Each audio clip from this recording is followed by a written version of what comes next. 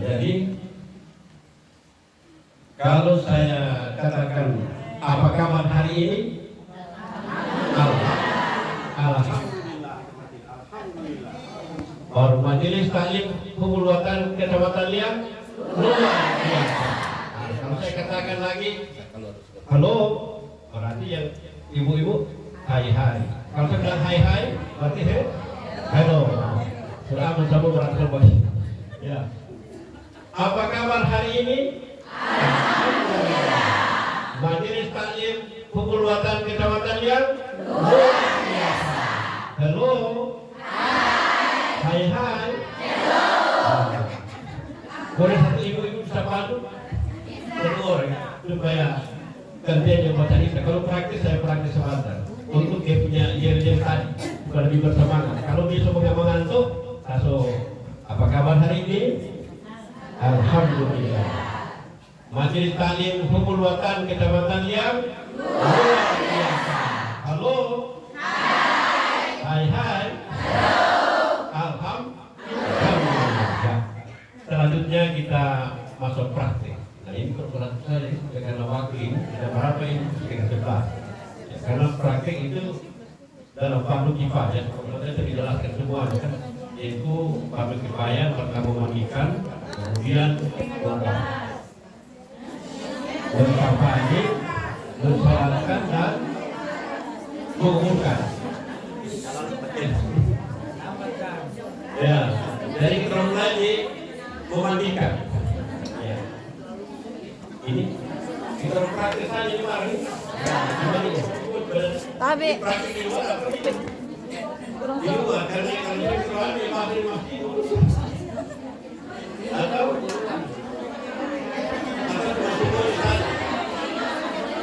ya. Mana? Kata-kata pakai air, tapi tidak pakai air. Ya. Jadi sebelum kita memandikan mayat, ada beberapa hal yang sangat penting untuk diketahui. Sebelum proses memandikan, sebagaimana tadi kepala seksi sudah sampaikan kepada kawan Ina, bahwa sebelum proses memandikan sudah dipilih-pilih dengan tiga orang. Oh ini yang bekas mandi bagian kepala, oh ini bagian telinga, ini bagian kaki. Memang tadi alhamdulillah pakai itu sampaikan biar satu orang boleh, ya tidak masalah memang untuk satu orang. Tapi tidak salahnya juga kalau beberapa orang. Kenapa? Kalau beberapa orang banyak berdoa, ya banyak berdoa. Karena proses memandikan mayat itu harus banyak orang yang mendoakan. Karena dia tidak berbuat apa-apa. Yang memberikan doanya orang yang hidup. Dan karena itu harus ada beberapa orang. Tidak apa kalau dia kiai satu orang tidak salah. Ya. Jadi tidak apa-apa kalau dia ada beberapa orang. Karena inti dari proses memandikan adalah proses mendoakan. Intinya adalah proses mendoakan. Kita doakan. Nah, selanjutnya itu yang terpenting harus diketahui siapa yang memandikan. Dipilih memang jangan sampai begitu sampai di kapal memandikan tahu ini aku tidak boleh. Ibaratnya tidak ada tata tertib, ada adab dalam memandikan. Begitu pula dalam proses pemeriksaan nanti ada adab. Ya. Memang ilmu dengan adab. Kadang orang berilmu tidak ada adab. Adab itu sangat penting. Ini dikatakan al-Qur'an adabul khilaf. Adab dalam proses melaksanakan atau memandikan mayat. Ya.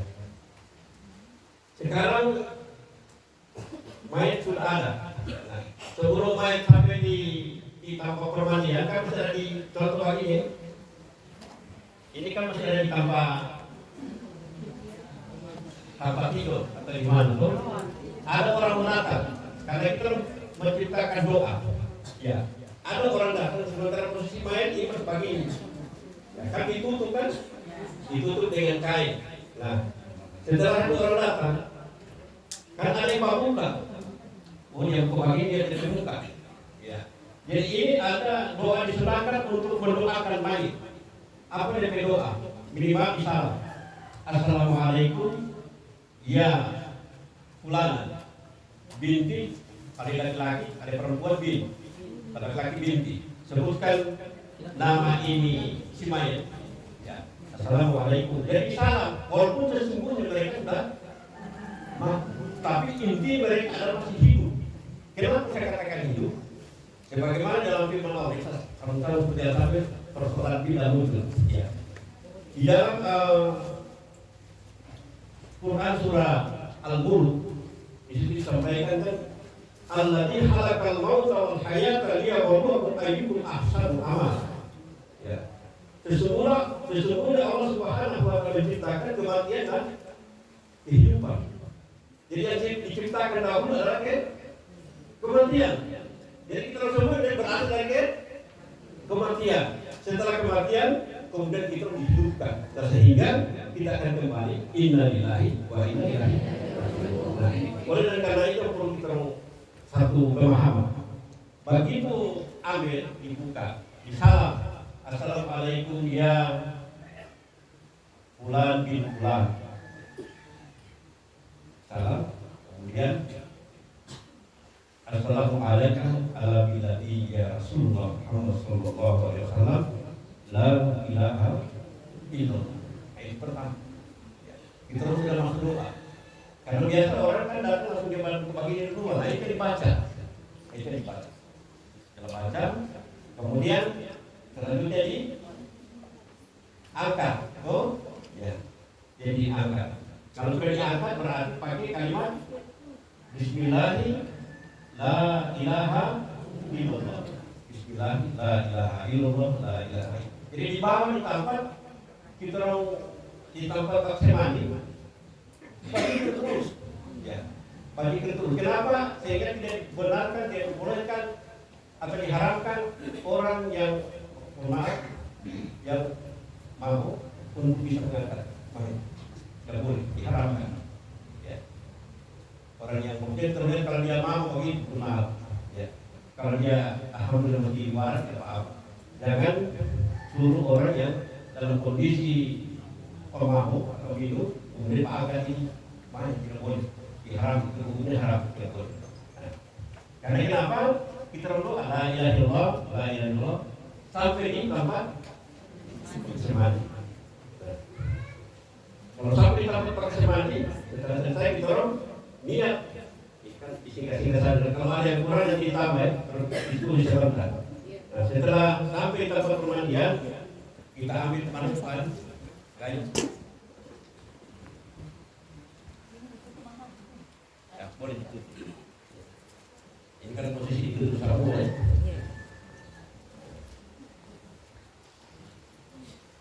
Atau satu orang bisa supaya saya tinggal panggil TV. Ya. Oh seperti ini. Wah, soalnya sama. Ayo ibu kesana. Iya. Ya satu orang ya. Supaya bisa langsung praktek. Ya. Ada sekarang kan kita doa kesemani kan di situ sudah ada doa-doa kesemani kan, doa ada semua ya. Jadi minimal Bismillahi nawaitu Bismillahi la ilaha illallah. Ya. Jadi sebelah kanan dua.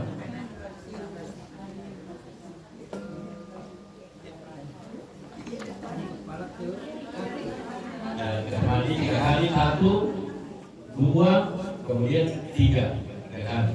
Setelah selesai, dikasih mandi awal dengan air. Ada juga doa dalam kalangan kitab-kitab kuno, ya.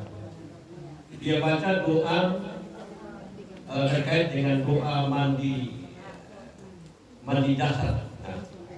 Nah, nawaitu adun bil alif jurdun bin mahdi ismi Ahmad yahu ibradahu Nurullah Muhammad insyaallah Allah akbar. Itu kategori mandi jasad. Dan setelah itu ada juga mandi monafis pakai dua. Ada karena jasad lahirnya wal batiniyah. Ya, lahir dan batin. Itu beda saja nawaitu alif bil nawaitu kuslarruh. Bil alif jurdun bin mahdi ismi Ahmad yahu ibradahu Nurullah Muhammad insyaallah insya Allah baru Allah Muhammad. Jadi satu kali siram, jadi dasar dan ruh satu kali siram. Nah setelah selesai disiram itu dasar dan ruhnya, kemudian kita mandi biasa, seperti setelah itu semua, kemudian dia diistinja. Namanya itu istinjai pada kifayati lillahi ta'ala, Allahu Akbar. Dan setelah itu langsung dikasih mandi, kemudian ditekan-tekan di perut, ya, ditekan di perut, ya. Tekan-tekan baru siram. Jadi kalau siram boleh siram dari atas, kalau dia tidak tembus dia punya ini kain terlalu tebal, kan biasa airnya kan tidak tembus. Jadi boleh diambil dari bawah, disiram dari bawah boleh tebal. Ya, yang penting dijaga dia punya auratnya dijaga. Kalau seandainya di pembungkus terlalu tebal, kan biasanya ada beberapa kain di tali lapis itu, maka tidak akan tembus air. Nah, sehingga ada orang membantu angkat ini begini. Dan sehingga kalau perempuan semua, perempuan yang itu ya bisa mandi. Kalau mayat di perempuan, maka otomatis perempuan semua yang bisa mandi. Nah, sehingga dia bisa kamu angkat sama perempuan. Ya. Kalau dia laki-laki urusan 12. Itu haram hukumnya apabila dia laki-laki kemudian dia bisa mandi perempuan. Kecuali mahram saya sampaikan istri boleh. Nah, tetapi ada kaidah lagi yang memang kadang istri juga kalau tidak mampu, akhirnya muncul yang tidak sampai muncul nafsu itu. Nah, sehingga istri tidak mampu, muncul itu aja bisa batal. Nah, sehingga harus perempuan, laki-laki itu hukumnya. Cuma ada pengetahuan mahram, tetapi ini dikhawatirkan jangan sampai ini bahwa bisa namanya mau kriya rangkai dan merasa cinta begitu luar biasa, tiba-tiba kalian dengan aurat, muncul itu. Nah, itu diharamkan. Itu kenapa tidak boleh. Selanjutnya jadi sambil bersalawat. Allahumma shalli ala sayyidina Muhammad, Allahumma shalli ala sayyidina Muhammad. La ilaha illallah, asyhadu an la ilaha illallah, asyhadu anna Muhammadar Rasulullah. Itu ditekan sambil disiram terus. Kenapa? Kalau pasti dengan kalimat la ilaha illallah akan keluar itu kotoran-kotoran yang ada dalam tubuh seseorang. Jadi jangan perlu terbalik sambil ditekan sambil terbalik. Apa yang dipakai kalau dalam para ulama banyak betul pakai istighfar atau qul huwallahu ahad, astagfirullahaladzim, astagfirullahaladzim, astagfirullahaladzim. Itu dibaca pada saat tekan-tekan. Kenapa? Agar supaya kotoran yang ada dalam perut akan terkeluar. Ya. Tetapi satu hal yang perlu ingat bahwa orang yang pakai semadi itu, lupa harus power duluan semua. Ya. Power duluan. Jadi bertahap-tahapan orang yang pakai semadi harus power duluan. Nah, setelah selanjutnya harus habis berwudu. Sebagaimana biasa kalau pakai di kaki ini pakai apa? Seranda biasa tuh. Semadi ada di kalau itu boleh. Ada biasa pakai kaki. Nah, tidak apa-apa. Jadi tidak masalah. Kenapa? Lebih pakai kaki karena rasa sayang itu orang, rasa cinta. Tidak masalah. Sepanjang itu baik untuk kita orang, insya Allah baik untuk semuanya. Karena apa? Persangkaan kita orang, insya Allah itu dipersangkakan oleh Allah kepada kita. Sehingga harus berani, ya, berani memegang mayat, jangan takut. Kalau takut itu tidak jadi. Kalau terus harus pakai itu dan sebagainya, itu dilarang. Jangan sampai kita melihat mayat atau rasa ini, rasa begitulah, masuk rasa begini dan sebagainya, itu tidak boleh. Tetapi yang ada sama kita orang yang pakai semadi, rasa cinta yang begitu dalam terhadap orang tersebut. Karena rasa kecintaan kita kepada orang tersebut, maka akan menimbulkan berkah dari Allah, ridha dari Allah, orang tersebut akan diampuni. Maka yang terpenting adalah orang yang pakai semadi harus benar-benar ikhlas, niat ikhlas dan benar-benar ingin agar orang tersebut akan mendapatkan ampunan dari Allah Subhanahu wa Ta'ala. Amin. Setelah itu pakai mandi, kalau biasa ada orang ada di awal diwudukan, dikasih wudu duluan, kemudian baru mandikan. Ada juga diwudukan akhir, tidak tetapi saya ambil konsep istinja. Konsep seperti ini. Istinja yang dimaksud dikandung maksud adalah istinjakan semuanya. Ya, mulai dari istinja sama dengan wudu. Ya, sama dengan wudu. Jadi istinja wudu dari mulut duluan, kemudian hidung, kemudian muka, tangan, kedua, kemudian tangan, ubun-ubun, habis itu ubun, telinga, habis telinga, leher, kemudian kaki. Itu istinja. Setelah istinja semua itu, kemudian pertama kan sudah mandi itu, sudah mandi. Ambil air sabun, air sabun. Ambil air sabun. Air sabun itu harus banyak. Kenapa? Karena kita semandi. Tiga kali sabun. 3 kali sebelah kanan, 3 kali sebelah kiri. Kemudian 3 kali di tengah. Nah, bagaimana kemudian 3 kali? Ini memang ada versi beberapa pendapat. Ya, contoh. Ini kan kanan, kan? Bisa kita bagi ke 3 kali. Siram cuma bagi 1. Nah, ini ke kanan 1, 2, 3. Selesai. Padahal dimaksud 1 item itu adalah 1 sampai belakang. Nah, 1 sampai ini 1 pagi ini baru 1. Kalau pagi ini baru 1 ya. Nah, seharusnya itu adalah pagi ini kemudian di belakang 1. Kemudian pagi ini belakang 1. Pagi ini belakang 3. Nah, begitu pula sebenarnya sebelah kanan. Nah, sebelah kanan. Begitu juga. Ini 1, kemudian belakang 1, 1, jadi 3. Intinya adalah di depan belakang dari 1. Bukan cuma di depan. 1, 2, 3.